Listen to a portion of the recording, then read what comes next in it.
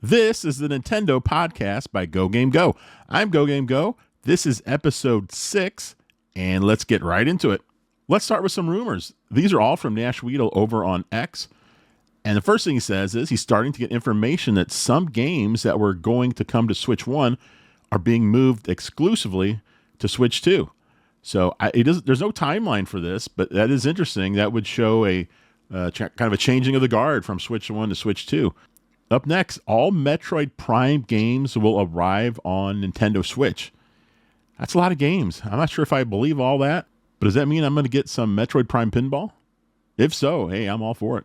A Nintendo IP that has never been released on mobile devices will arrive on these devices. Well, I mean, we know Mario has, and obviously Fire Emblem has, Pikmin has, Mario Kart has. Who else? Animal Crossing has. So what do you think would be the perfect Nintendo IP to move over to mobile devices? Not permanently, but just have a mobile game. Let me know.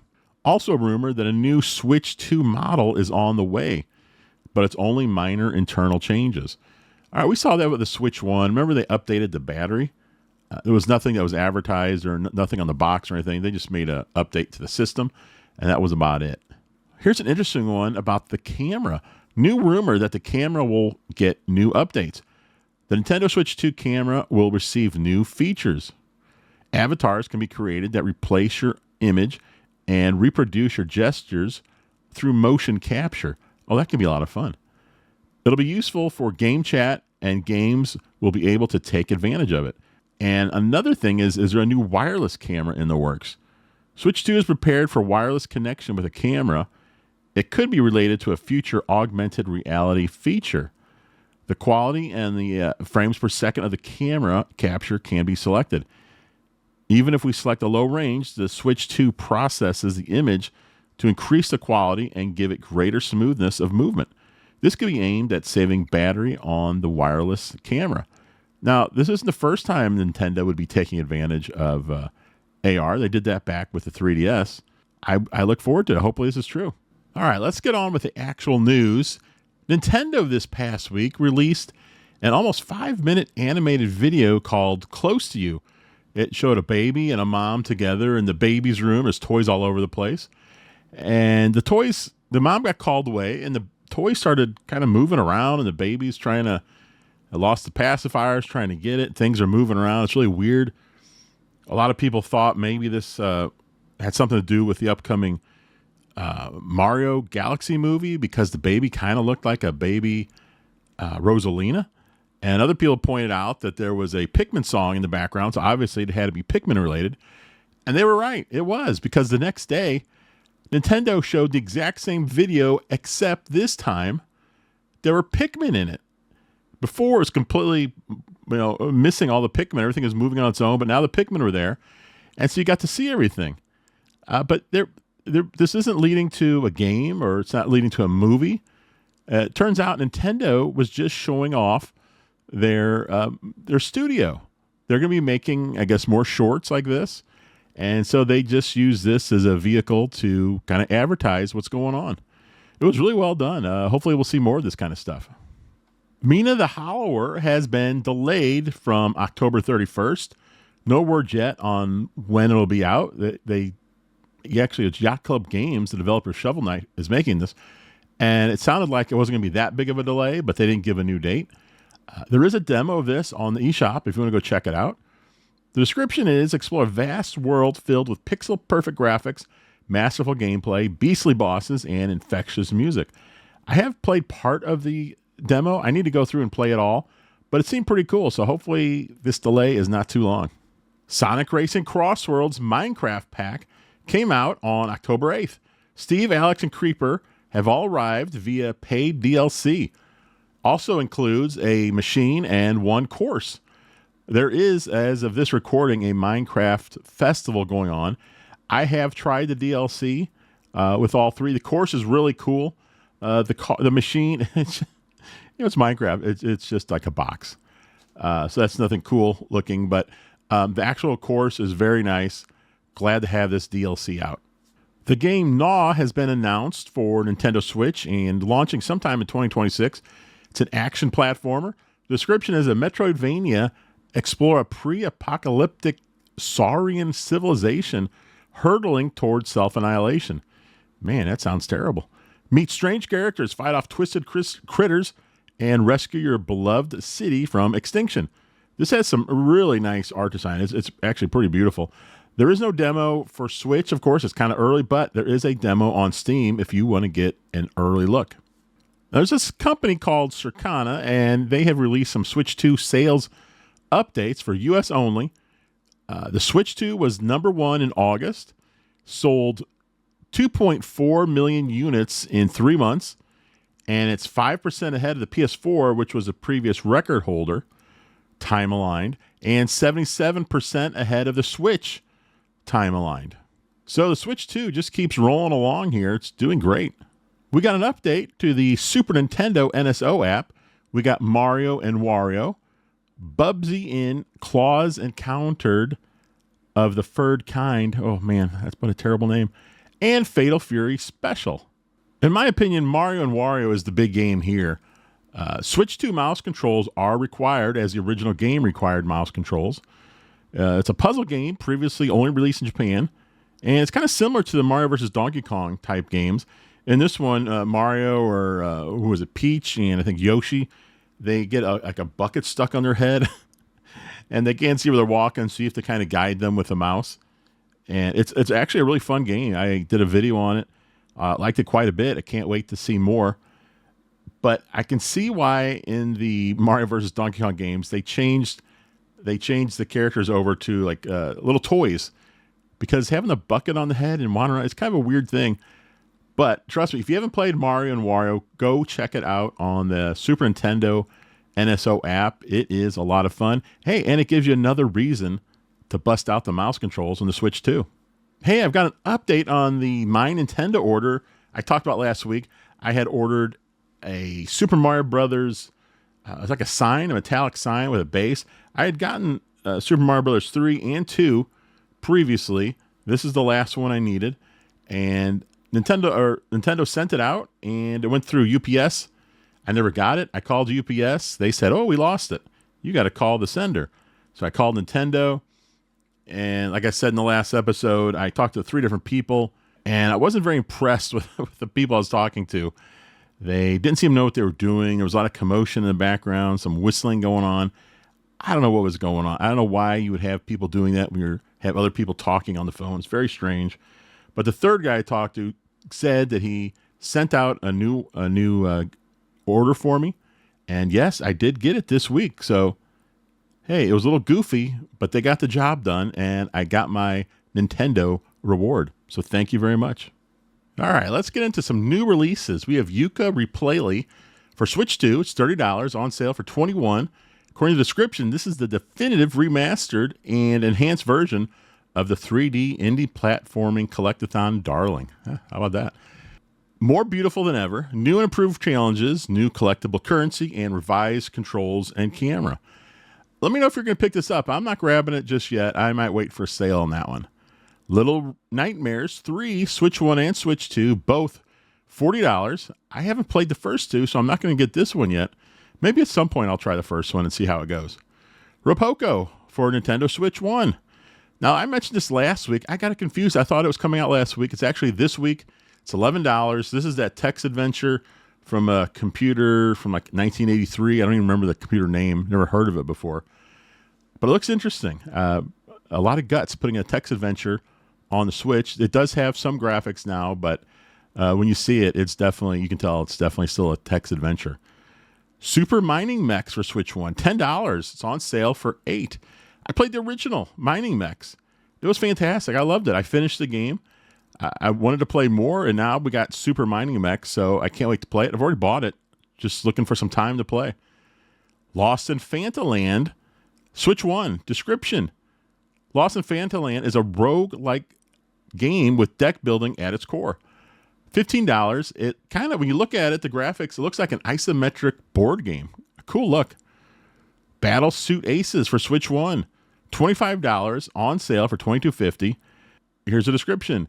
Battle Suit Aces is a charming card battling RPG. Boy, more card battling.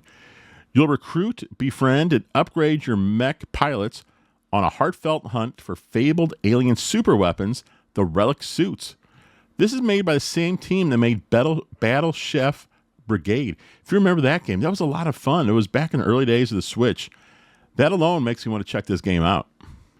Dawn Folk for Switch 1 is $15. Here's the description. In Dawn Folk, you will explore an uncharted medieval fantasy world, manage resources, build cities, and survive against many dangers. Here's an interesting part of the description. Not everyone has time to invest hundreds of hours into learning how to play a grand strategy game. You can dive right in and start building your settlement immediately, going from a handful of tents to a big city in less than an hour. So I like the sound of that. They're concerned that people will be turned off at the difficulty, and they're trying to looks like they're trying to get more people in on this by making it a little bit easier to get going. I think that's a great idea. Sonic Wings Reunion for Switch 1, $30, on sale for $24. It says Sonic Wings Reunion is a sequel to the arcade-style shooting game Sonic Wings, also known as Aero Fighters in the West. The previous version was sold in 1998. This is a vertical shmup. Dream Trials, Switch 1. This is only $3.34. What a weird price. This game looks bizarre. Let me read you the description, though. You're transformed back to being a child and trapped within the confines of your old kindergarten. You're in kindergarten. You're armed with only a disposable camera. You must navigate the environment searching for miniature toys, but you must be careful. If you photograph the giant ones, they will not take to that kindly. Who are the giant ones? Are those the teachers? The adults? I don't know. The game looks really creepy. It's perfect for October, so it's only $3.34. You might want to check that one out. Maybe it's a hidden gem in the making. I don't know. Absolem. I'm not sure how to pronounce that. It's for the Switch 1. It's $25. It's on sale for $22.50. It's a roguelite beat 'em up. It has some beautiful artwork, and it's getting rave reviews. This game looks great. It's an original roguelite beat 'em up in an original fantasy world for 1 to 2 players, local or online. Lost Eidolons, Veil of the Witch, Switch 1. This is $25. It's an intense, fast-paced, turn-based tactical RPG with a roguelite progression loop. Wow, a fast-paced, turn-based tactical RPG. I got to check this one out because those two things don't seem to go together usually, but I like how they're thinking. Conquer intense turn-based battles, recruit allies, adapt to ever-shifting events, and grow stronger with every run. Now here's my game of the week, Xenotilt, Hostile Pinball Action. For Switch 1, it's $20, on sale for $18. This is the sequel to Demon's Tilt. Now, Demon's Tilt was my favorite pinball game of all time, and Xenotilt, I believe, has just taken that crown away from Demon's Tilt. This game is fantastic. I need to play more. The description says it has an expansive 3-story table, nightmarish new bosses, new lighting system, 9-ball multi-ball matrix, big numbers, bullet hell, cavernous deep mechanics, a mega-driven soundtrack. This all sounds great. I have played it a decent amount, and when you first start up, it kind of looks like Demon's Tilt, but it does have new graphics. It's kind of laid out the same way as Demon's Tilt, but there's more modes, and which makes this game even more fun. I'll tell you one little thing they did, which is really cool.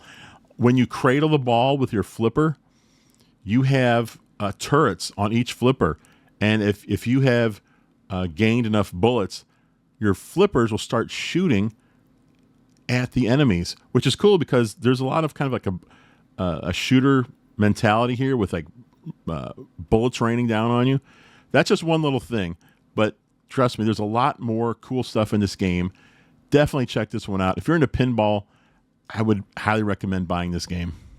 This week's Arcade Archives is Batlantis. For Switch 1 and Switch 2, $8 and $10. The difference in the Switch 2 version is usually they come with an extra mode, Time Attack. This is a shooter released in 1987 by Konami. The objective is to defend your castle from an invading army of monsters. You must defeat all enemies before they climb the castle walls. I've never heard of this game, never seen it before. I'll probably check out some videos of it because I don't buy every Arcade Archives game because there's like one every week. So I want to be a little more cautious. So I'll check this one out when I can. Tamashi is for Switch 1. It's $5. It's a vertical shooter. Some of the features are dozens of enemy types, 7 stages to conquer, 5 difficulty modes, unique mini bosses, formidable stage bosses, bolt-on weapons, and bullet hell sections. I'm definitely checking that one out because, you know me, I love shooters, especially vertical shooters. Scourge Hive for Switch 1. Scourge Hive, that was out on Game Boy Advance, and then it came out on Nintendo DS. And I have both of those versions, and now it's out on the Switch. I don't know. Do I want to buy this a third time? It's $15. It's on sale right now for $12. It's an action game. The description is iconic hardware action adventure classic, isometric platforming, combat, and puzzles, epic science fiction narrative. So there you go, a third time for Scourge Hive. And the final new release that I picked out is Disgaea 7 Complete. This is for Switch 2. It's $70. Now, there was a Disgaea 7 Complete edition for Switch 1, which went for $110. That included the game and some DLC. So all of a sudden, the Switch 2 version for $70, that's not sounding too bad, since it includes all the DLC from the original Switch 1 version that went for $110.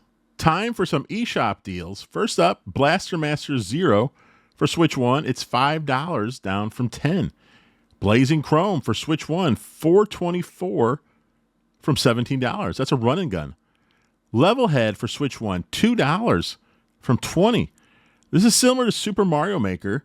It comes with its own stages as well as tools to allow you to build and share your own stages. And one cool thing about this, at least a personal thing for me, is the developer Butterscotch Shenanigans is right here in St. Louis. I have played this game, and it's really good. Unfortunately, this came out really close to the time Super Mario Maker came out, so I'm pretty sure it just got completely buried. The Takeover, Switch 1. It's only $3 right now, down from $20. This is a beat 'em up. Wall World is $4, originally $10. Here's a description. Welcome to the Wall World, a mining roguelite with tower defense elements. Explore procedurally generated mines and discover fantastical biomes. Find resources and technology for purchasing valuable upgrades. Fight off hordes of aggressive monsters using your mobile base. Roam the wall freely day and night in various weather conditions. And there's DLC that was just released this week as well, called Wall World Deep Threat, and it's $3.49. This game looks really good. I've been watching this for a while.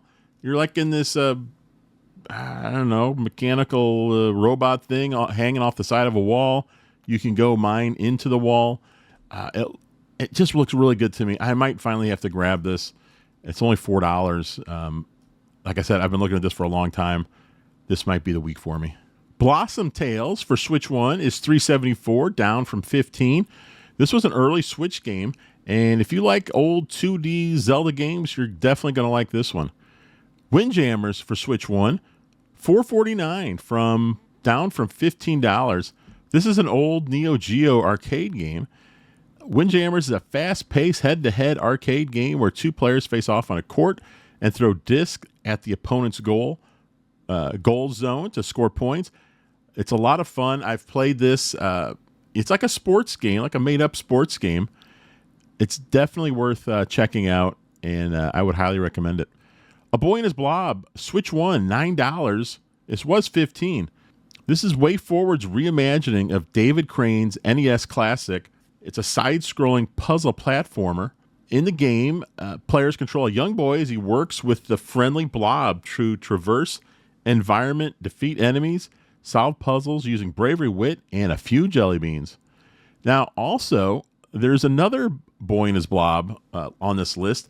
This is a Boy and His Blob retro collection. Also for Switch 1, $5.49, down from $10. This one, the retro collection, is a 2-episode saga, including the original A Boy and His Blob, Trouble on Blobolonia. Jeez. Oh, what a name. That's for the NES. Also, it includes The Rescue of Princess Blobette, a Nintendo Game Boy game. There you go. You can get the original game, another game, and you can also get the remake, the reimagining of the first game. So, boy, if you're a big fan of this Blob game, man, this is your time to strike. Blaze Blue Cross Tag Battle Special Edition for Switch 1. This is $10. It was $50. This is a one-on-one 2D fighting game. The bundle includes the original game plus a ton of paid DLC. Super Hot for Switch 1, $7.49, was $25. This is a shooter, action, adventure, first-person shooter. 13 for Switch 1, $3. It was $20. This is a first-person shooter. It's an old GameCube game. It has a solo campaign, 1 to 4 people local. And it also says 1 to 13 online. That's crazy. I had no idea about that. King of Fighters 13 Global Match Switch 1, $10, was $20. This is a 2D fighter. There's also a deluxe edition for this game for $15, down from $30. It includes the original game plus the art book and soundtrack, obviously all digital, which cannot be purchased separately. So you have to buy the bundle to get that. So I don't know. It might be worth it if you're a big King of Fighters fan. Monster Boy and the Cursed Kingdom for Switch 1, $10. It was $40. This is a new game in the Monster Boy series. It's absolutely beautiful to look at. It's a fantastic looking game. Neo Geo Pocket Color Selection Volume 1 for Switch 1, $20, was $40. This includes 10 Neo Geo Pocket Color games. Neo Geo Pocket Color Selection Volume 2 is also on sale for Switch 1. For some reason, this one's $28, down from $40. I don't know why it's not the same price as the first one. This also includes 10 Neo Geo Pocket Color games. Really weird that the price is different there. Ollie Ollie World Rad Bundle for Switch 1, $9.89, down from $30. It includes the original game plus 2 paid DLCs. It's a skateboarding action platformer. Infernax for Switch 1, $12, was $20. It's an action adventure game. A Ranger for Switch 1, $10, down from $20. It's a puzzle game. It's kind of a neat game. You got your screen. You got to kind of slide the screen around to solve these puzzles. It looks pretty neat. Phantom Breaker Battlegrounds Ultimate for Switch 1, $12.50, was $25. This is an action beat 'em up for 4-player local, 2 to 4-player online. UFO Grendizer, The Forest of the Wolves for Switch 1, $10, was $40. This is a 3D robot fighting game. I actually streamed this on the channel. I really like this game. This is a lot of fun. Definitely check it out. Nuclear Blaze for Switch 1, $3, was $10. It's an action game. I streamed this as well. Another great game. Bot Gaiden for Switch 1, it's $5, was $15. It's an action platformer. Co-op play is available. The description is the faster you go, the easier the fight. However, going faster means putting yourself in harm's way and trying to figure out the most efficient path through each stage. Well, that sounds pretty interesting. This game looks fantastic, too. Art style, it's just big and bright, really colorful. I'm definitely going to check this one out. Divine Dynamo Flame Frit. Oh, my gosh, these names. For Switch 1, it was $4.54. I'm sorry, it is $4.54, down from $7. This is a 2D side-scrolling action game with boss fights in first person. This game looks great. The art style, like I said, it's a 2D side-scrolling game. When you get the bosses, it's a first-person view. It's so interesting looking. It's very cool. That's it for the eShop deals. Let's move on to what I'm playing. And right now I got 3 main games I was playing last week. Didn't get a lot of gaming in, but I did start playing a Xenotilt, which I mentioned earlier. It's maybe my favorite pinball game ever. Definitely check that out. If you like pinball, or if you like Demon's Tilt, the original, just go buy this game. It's on sale for like $2, $2 off. Do yourself a favor. You're going to love it. Still playing Sonic Racing Cross Worlds. There's a Minecraft festival going on. And then the third game I've been playing is GB, which is that Arcade Archives. Old arcade game from like 78, I think. It actually was in black and white originally. They did colorize it here if you want to play it that way. But the cool thing about this game is if you're playing it on the Switch 2, you can use mouse controls to move the paddles in this breakout-like game. That is the best way to play it by far. I tried it without the mouse control. Nah, no good. Do the mouse controls. You'll love it. Hidden Gem of the Week. This is a tennis game this week. Tennis 1920s or World of Tennis for Switch 1. I've seen it both ways. This game is $14. I could have swore when I started playing this years ago that it was free and that it was called World of Tennis. Now it's called Tennis 1920s and it's $14. Maybe they switched it up throughout the years. I don't know. Doesn't really make any difference. This game is fantastic.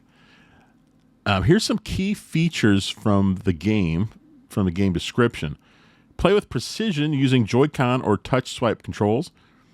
Immerse yourself in realistic 3D tennis play with true motion, ball, and shot physics. Enjoy lag-free action in league, tournament, and practice matches. Earn trophies in major tournaments. Train your AI character to play just like you. Choose one of the 7 tennis-playing character types. Customize and develop your in-game character into an ultimate tennis pro. And join private clubs, earn prizes, and climb global leaderboards. There is online play for this game, which is, pretty surprising, although it's available on mobile as well. But you know what? I get this sneaking suspicion, and maybe they actually said this and I didn't see it, but I kind of feel like what you're doing is you're playing against your opponent's like AI. So remember I mentioned it said you can kind of teach your AI how to play like you.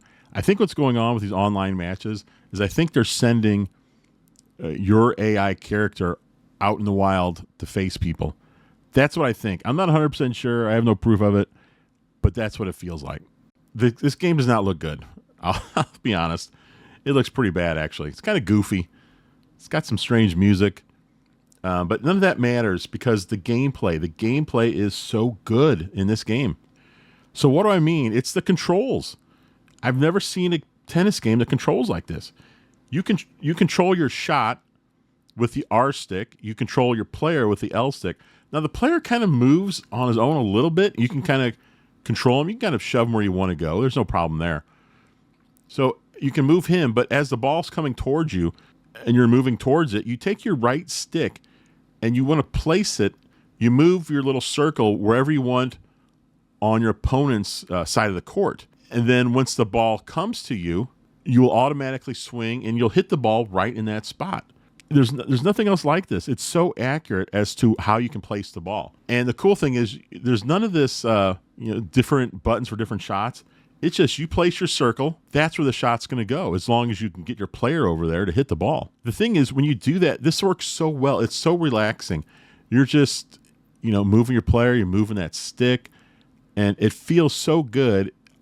It might be one of the best tennis games I've ever played. And I know when you look at this game, you're going to just go like, this game looks like garbage. But it plays so well. You have these tournaments, these single-player tournaments. You can work your way through. You earn experience points. You get money. You can upgrade all of your equipment. You can even upgrade like trainers. This game has a lot going on. I don't even think I've gotten into half of it. I'm just having so much fun just playing the actual game. Go try this out. You know what? I don't think there's a demo on the Switch, but I think you can try it out for free on your phone. So if you really want to try it out, because you're not sure if you want to spend that $14 on the Switch, try it out on your phone and see how you like it. I'd like to hear from you to see how you do like it, because I'm telling you, this plays so well. I hope you guys check it out.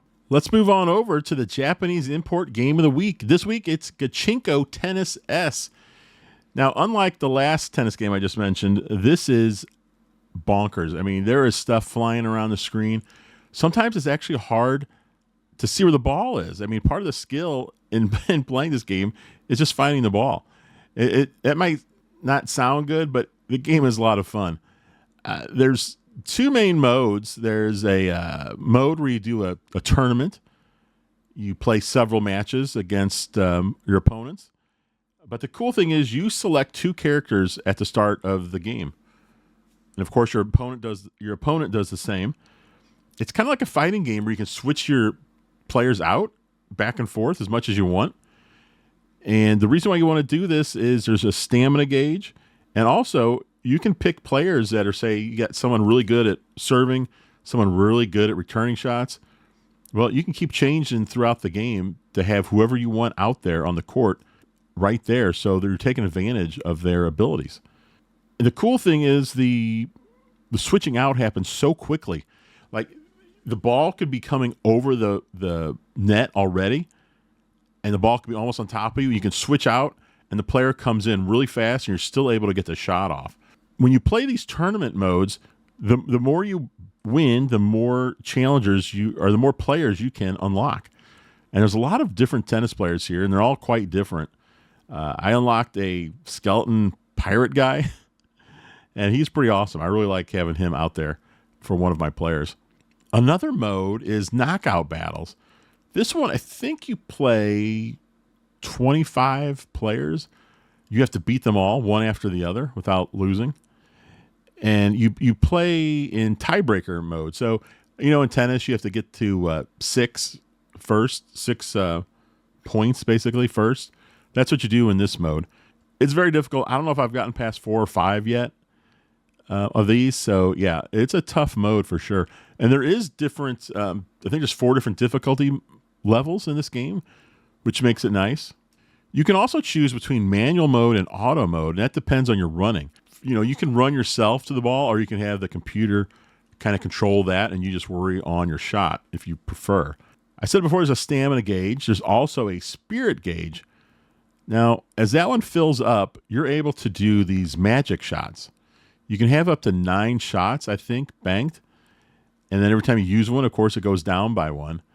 And there's special times in the match. I'm not sure how it comes about, but you go into berserker mode, and both players have an unlimited amount of magic shots, meaning you could just go nothing but magic shots for that entire rally there between you and your opponent, and it gets nuts. Man, it's so much fun, though. The weird thing about the controls on this game is you have to let the ball get right on top of you before you hit it.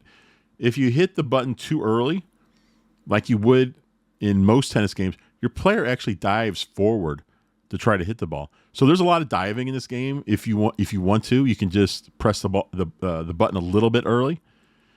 But for normal shots, you want to let that ball come right up on you. It takes a little bit of getting used to, but once you do, it feels great. This game looks amazing. It's kind of like a PS1 game maybe. It just looks fantastic. The artwork is really good. The character design is very nice. I don't really have much bad to say about this game. It is tough, though. I'll say that. And like I said, when you've got those magic shots flying around, it gets very difficult to see the ball. But you do get better the more you play. You start getting used to that kind of stuff. And before you know it, you're hitting the ball when someone who might be watching you is like, how do you even see what you're doing? You're like, I don't know. I'm just getting used to it. And it's true. It does happen that way.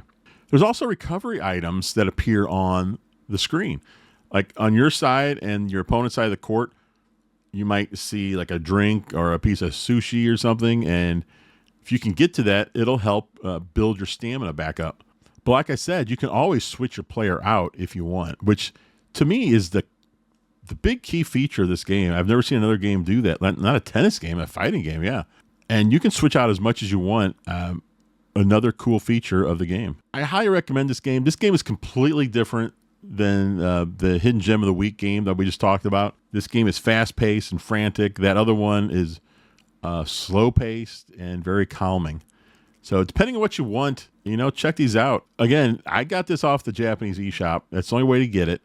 It's not in North America. I don't know why they didn't bring it here. I know there's a lot of stuff in Japanese, but there's not that much copy in here. You could probably, I don't think it'd be that big of a deal to translate it, but I don't know. Sometimes they just don't want to put some of these games over here for some reason. Not sure why, but fortunately, if you have a Switch or Switch 2, you can get these Japanese games whenever you want. Hey, that's it for episode 6. Thanks so much for listening. If you could help me out by sharing this podcast out to other people you think might be interested in Nintendo podcast. If you could leave a review, download these episodes All this helps so much to get recognized out there in the search. This is available everywhere. Anywhere you have a podcast, you can find this, including YouTube. So thanks very much for listening, and I'll be back next week with another episode. Bye.